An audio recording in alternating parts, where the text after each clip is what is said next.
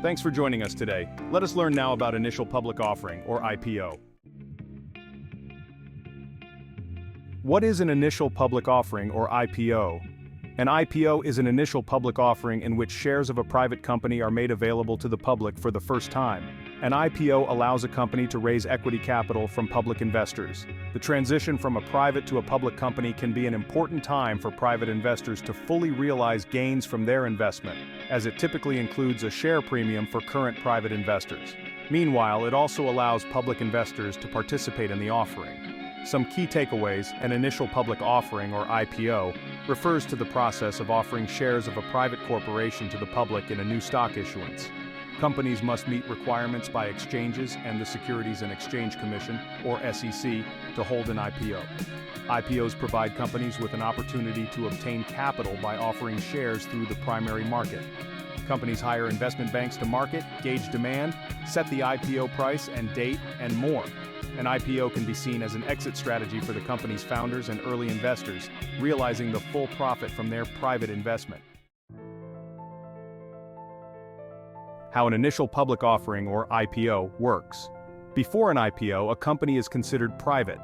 As a pre-IPO private company, the business has grown with a relatively small number of shareholders, including early investors like the founders, family, and friends, along with professional investors such as venture capitalists or angel investors. An IPO is a big step for a company, as it provides the company with access to raising a lot of money. This gives the company a greater ability to grow and expand. The increased transparency and share listing credibility can also be a factor in helping it obtain better terms when seeking borrowed funds as well. When a company reaches a stage in its growth process where it believes it is mature enough for the rigors of SEC regulations, along with the benefits and responsibilities to public shareholders, it will begin to advertise its interest in going public. Typically, this stage of growth will occur when a company has reached a private valuation of approximately $1 billion, also known as unicorn status. However, private companies at various valuations with strong fundamentals and proven profitability potential can also qualify for an IPO, depending on the market competition and their ability to meet listing requirements. IPO shares of a company are priced through underwriting due diligence. When a company goes public, the previously owned private share ownership converts to public ownership, and the existing private shareholders' shares become worth the public trading price. Share underwriting can also include special provisions for private to public share ownership. Important to note, generally, the transition from private to public is a key time for private investors to cash in and earn the returns they were expecting. Private shareholders may hold on to their shares in the public market or sell a portion or all of them for gains.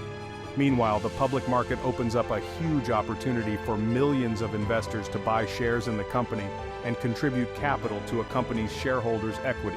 The public consists of any individual or institutional investor who is interested in investing in the company. Overall, the number of shares the company sells and the price for which shares sell are the generating factors for the company's new shareholders' equity value. Shareholders' equity still represents shares owned by investors when it is both private and public, but with an IPO, the shareholders' equity increases significantly with cash from the primary issuance.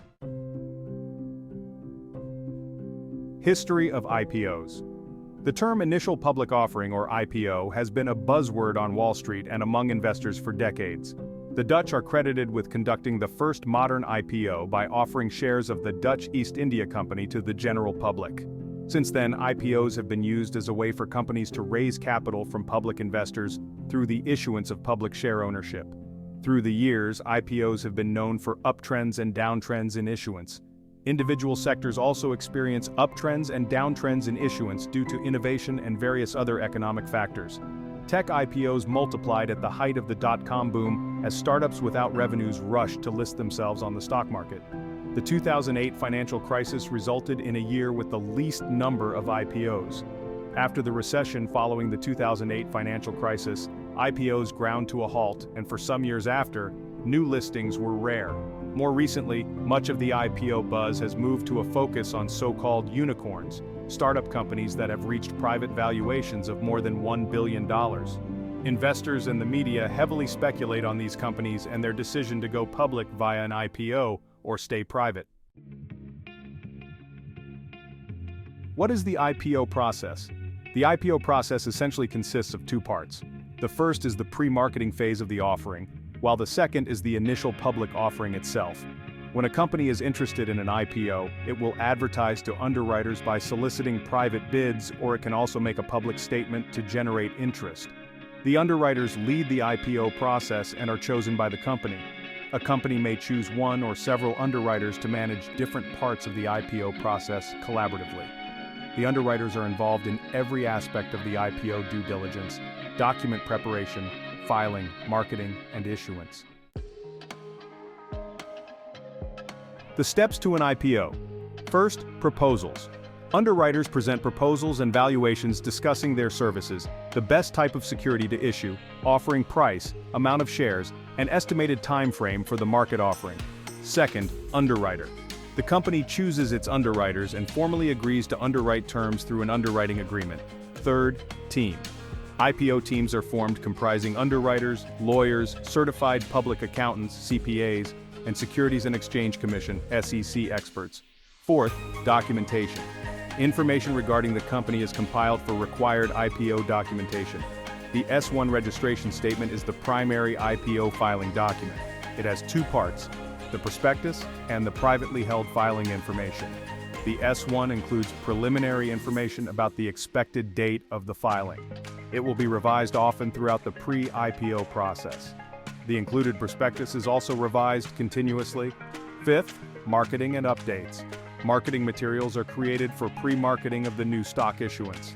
Underwriters and executives market the share issuance to estimate demand and establish a final offering price. Underwriters can make revisions to their financial analysis throughout the marketing process. This can include changing the IPO price or issuance date as they see fit. Companies take the necessary steps to meet specific public share offering requirements. Companies must adhere to both exchange listing requirements and SEC requirements for public companies. Sixth, board and processes. Form a board of directors and ensure processes for reporting auditable financial and accounting information every quarter. Seventh, shares issued. The company issues its shares on an IPO date. Capital from the primary issuance to shareholders is received as cash and recorded as stockholders' equity on the balance sheet. Subsequently, the balance sheet share value becomes dependent on the company's stockholders' equity per share valuation comprehensively. Eighth, post-IPO. Some post-IPO provisions may be instituted. Underwriters may have a specified time frame to buy an additional amount of shares after the initial public offering, IPO date. Meanwhile, certain investors may be subject to quiet periods. Advantages and disadvantages of an IPO. The primary objective of an IPO is to raise capital for a business. It can also come with other advantages as well as disadvantages. Advantages. One of the key advantages is that the company gets access to investment from the entire investing public to raise capital. This facilitates easier acquisition deals, share conversions, and increases the company's exposure, prestige, and public image, which can help the company's sales and profits. Increased transparency that comes with required quarterly reporting can usually help a company receive more favorable credit borrowing terms than a private company. Disadvantages. Companies may confront several disadvantages to going public and potentially choose alternative strategies. Some of the major disadvantages include the fact that IPOs are expensive and the costs of maintaining a public company are ongoing and usually unrelated to the other costs of doing business. Fluctuations in a company's share price can be a distraction for management, which may be compensated and evaluated based on stock performance rather than real financial results. Additionally, the company becomes required to disclose financial, accounting, tax, and other business information. During these disclosures, it may have to publicly reveal secrets and business methods that could help competitors. Rigid leadership and governance by the board of directors can make it more difficult to retain good managers willing to take risks. Remaining private is always an option. Instead of going public, companies may also solicit bids for a buyout. Additionally, there can be some alternatives that companies may explore. Pros can raise additional funds in the future through secondary offerings, attracts and retains better management and skilled employees through liquid stock equity participation, for example, ESOPs. IPOs can give a company a lower cost of capital for both equity and debt. Cons: significant legal, accounting, and marketing costs arise, many of which are ongoing. Increased time, effort, and attention required of management for reporting.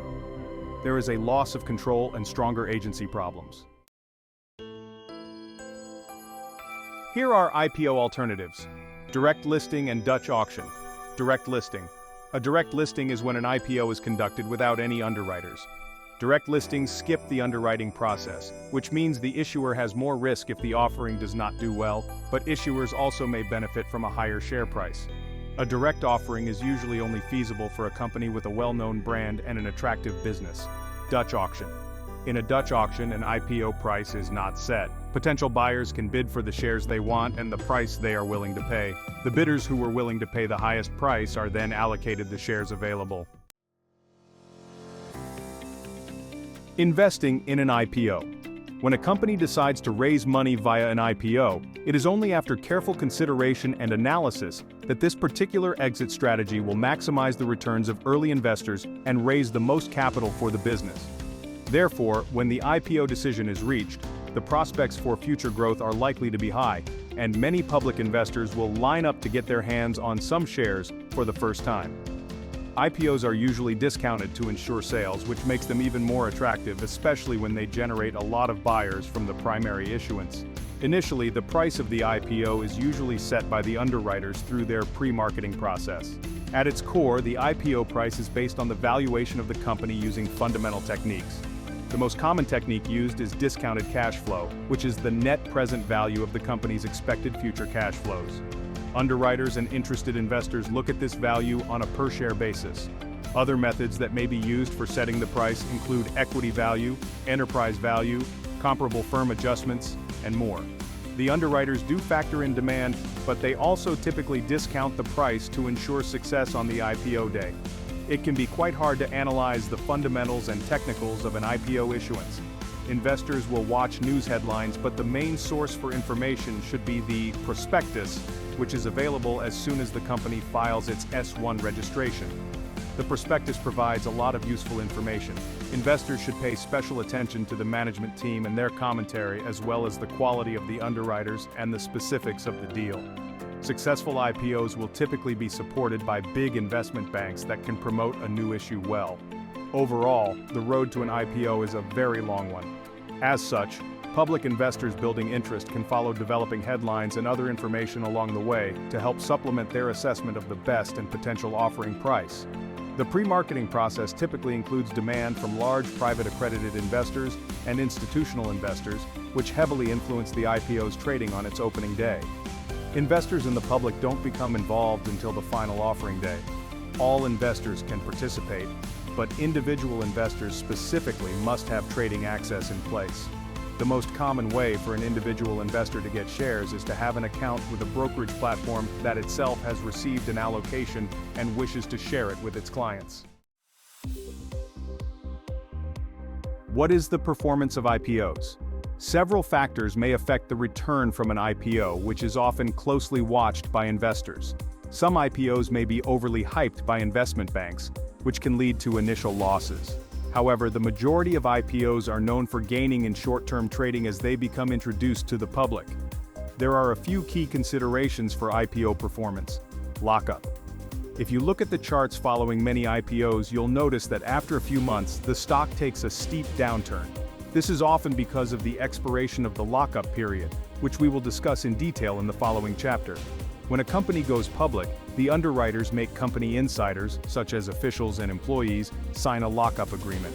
Lockup agreements are legally binding contracts between the underwriters and insiders of the company, prohibiting them from selling any shares of stock for a specified period. The period can range anywhere from 3 to 24 months. 90 days is the minimum period stated under Rule 144, SEC law, but the lockup specified by the underwriters can last much longer. The problem is, when lockups expire, all the insiders are permitted to sell their stock. The result is a rush of people trying to sell their stock to realize their profit. This excess supply can put severe downward pressure on the stock price. Waiting periods. Some investment banks include waiting periods in their offering terms. This sets aside some shares for purchase after a specific period. The price may increase if this allocation is bought by the underwriters and decrease if not. Flipping. Flipping is the practice of reselling an IPO stock in the first few days to earn a quick profit. It is common when the stock is discounted and soars on its first day of trading. Tracking IPO stocks. Closely related to a traditional IPO is when an existing company spins off a part of the business as its standalone entity, creating tracking stocks. The rationale behind spin-offs and the creation of tracking stocks is that, in some cases, individual divisions of a company can be worth more separately than as a whole. For example, if a division has high growth potential but large current losses within an otherwise slowly growing company, it may be worthwhile to carve it out and keep the parent company as a large shareholder, then let it raise additional capital from an IPO. From an investor's perspective, these can be interesting IPO opportunities. In general, a spin-off of an existing company provides investors with a lot of information about the parent company and its stake in the divesting company. More information available for potential investors is usually better than less, so savvy investors may find good opportunities in this type of scenario. Spin-offs can usually experience less initial volatility because investors have more awareness. An important note: IPOs are known for having volatile opening day returns that can attract investors looking to benefit from the discounts involved. Over the long term, an IPO's price will settle into a steady value, which can be followed by traditional stock price metrics like moving averages.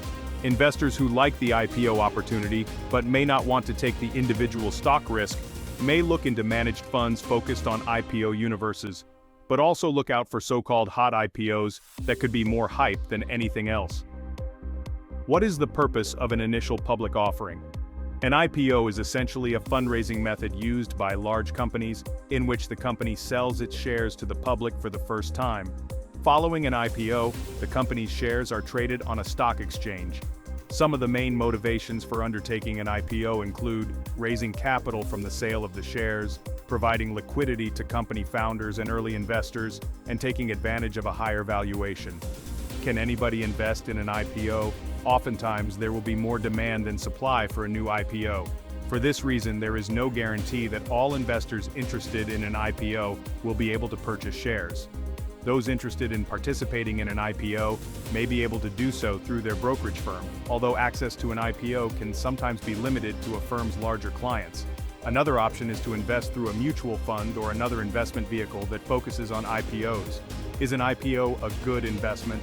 IPOs tend to garner a lot of media attention, some of which is deliberately cultivated by the company going public.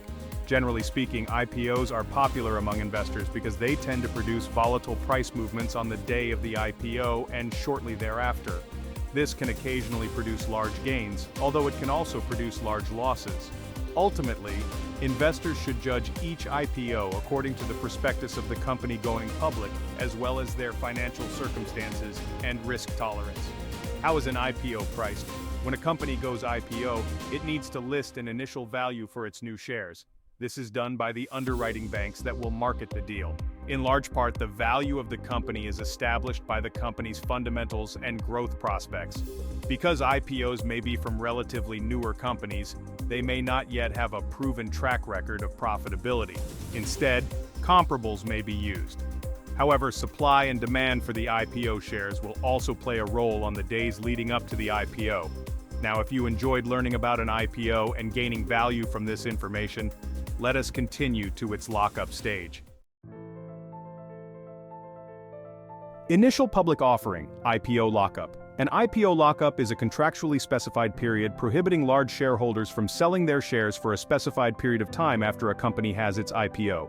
Lockup periods are meant to stop major shareholders from selling large numbers of shares early on and pushing down the stock price early on. What is an IPO lockup? An initial public offering IPO lockup period is a caveat outlining a period of time after a company has gone public when major shareholders are prohibited from selling their shares. During the IPO lockup, company insiders and early investors cannot sell their shares, helping to ensure an orderly IPO and not flood the market with additional shares for sale. Lockup periods usually last between 90 to 180 days. Once the lockup period ends, most trading restrictions are removed. Key takeaways are: an IPO lockup is a period of days, typically 90 to 180 days, after an IPO during which time shares cannot be sold by company insiders. Lockup periods typically apply to insiders such as a company's founders, owners, managers, and employees. but may also include early investors such as venture capitalists. The purpose of an IPO lockup period is to prevent insiders from inundating the market with large numbers of shares as they become public, which could initially depress the stock's price. How to understand IPO lockups. The purpose of an IPO lockup is to prevent the flooding of the market with too much of a company's stock supply too quickly.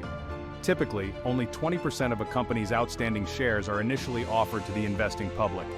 A single large shareholder trying to unload all of their holdings in the first week of trading could send the stock down to the detriment of all shareholders. Empirical evidence suggests that after the end of the lockup period, stock prices experience a permanent drop of about 1% to 3%. The public can learn about a company's lockup period in its S-1 filing with the SEC. Subsequent S-1s will announce any changes to the lockup periods. It should be noted that lockup periods are not mandated by the United States Securities and Exchange Commission or any other regulatory body. Rather, lockup periods are either self-imposed by the company going public, or they are required by the investment bank underwriting the IPO request. In either case, the goal is the same: to keep stock prices soaring after a company goes public. 90 to 180 days, the typical duration of an IPO lockup period. What is the usefulness of lockup periods? IPO lockup periods allow for the newly issued shares to stabilize without additional selling pressures from insiders. This cooling off period allows for the market to price the shares according to natural supply and demand. Liquidity may be low initially, but it will eventually increase over time with the establishment of a trading range. Option contracts may begin trading during the lockup period, which further allows for stability and liquidity. The lockup period also allows for up to 2 consecutive earnings report releases, which provide more clarity on the business operations and the outlook for investors. The lockup expiration date. As the lockup expiration date nears, traders often anticipate a price drop due to the additional supply of shares that are available to the market. The anticipation of a price drop can result in an increase in short interest, as traders short sell stock into the expiration. Investors that are concerned about the upcoming lockup expiration may try to collar or hedge their long positions with options. While stocks tend to sell off ahead of a lockup expiration, they don't necessarily continue the selling pressure in all cases. If the pre-expiration sell-off is too dramatic, it can often cause a short squeeze on expiration day, as short sellers look to cover their shares with hopes to lock in profits or cut losses. A short squeeze is often the case when a trade gets too crowded and margin interest is exorbitant.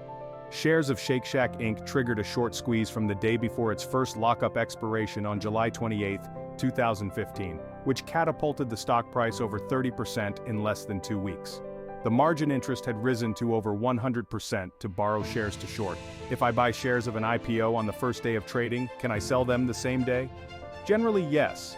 If you are an investor who buys shares in the open market on the day of the IPO, then you can buy and sell at will. However, if you participated in the IPO itself and received shares at the IPO price before the first day of trading, you would be subject to the lockup period for those shares. Why do stocks fall in price when the lockup period expires? When the lockup period expires, company insiders and early investors can sell their shares in the open market for the first time. Many of these sellers would be realizing their first substantial gains as cash from their investment. Because of the flood of shares hitting the market, the supply can exceed the demand when the lockup period expires, forcing down the price. Additionally, people now expect this to happen and will preempt this selling with their own. Do SPACs, special purpose acquisition companies, have lockup periods? SPACs are a type of investment company that look for takeover targets using funds raised during an IPO, although shareholders often do not know what that target might be initially. SPACs have lockup periods of 6 to 12 months or longer. A big thanks to all our viewers. We hope you will join us in our next chapter as we discuss equity compensation and meme stock. As we end this segment, we invite you to show your support by liking this video and subscribing to our channel. It is a simple click for you, but a huge support for us, and it is completely free.